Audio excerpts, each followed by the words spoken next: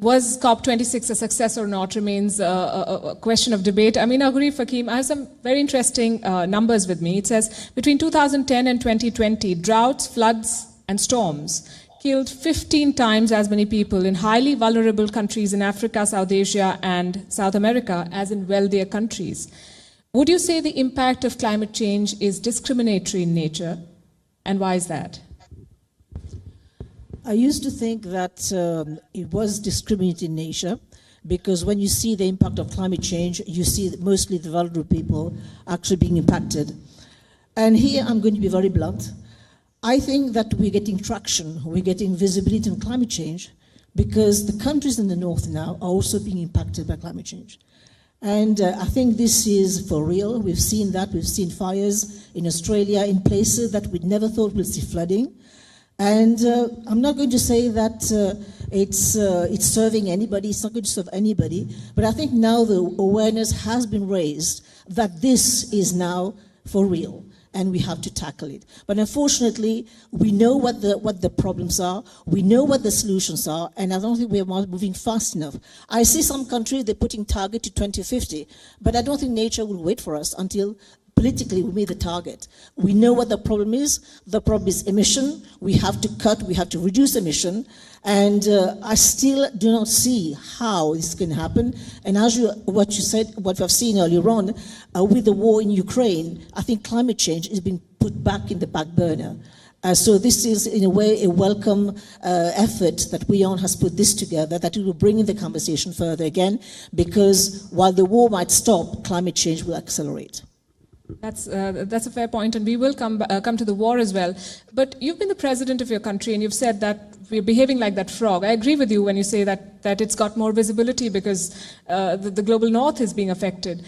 But why do you think, if everyone agrees that this is a problem, and we have a fair idea what the solutions will look like, why aren't more governments and leaders doing what needs to be done? Would you say that good climate policy makes bad politics? I don't think we have. I think we have to go further back. I think we have to look at after the Second World War, when we were setting up all these multilateral organizations. We were setting up the UN, for example, and the conversation was about, for example, measuring GDP growth.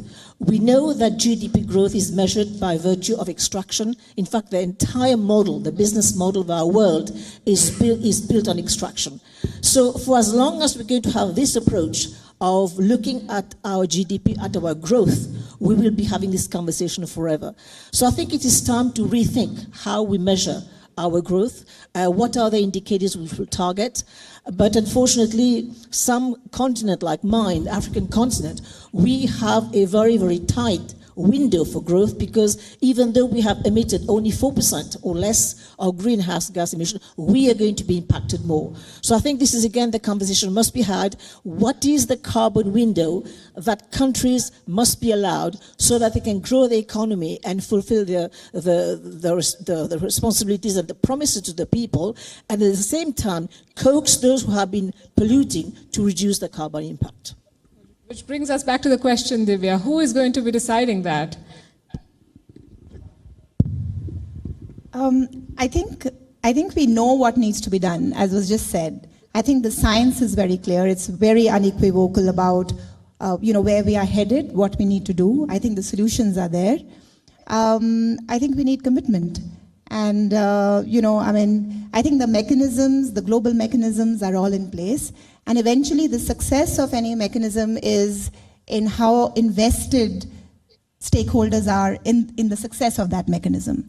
So I don't think we need to sort of rejig systems. I think we have everything in place. We have the solutions. In fact, for a lot of climate, environmental crises, not just for climate, the solutions are there. I think it's just now the kind of commitment that we need, not just from governments, but from businesses, from civil society, to take solutions at a scale where they will begin to show impact and a difference is what we need.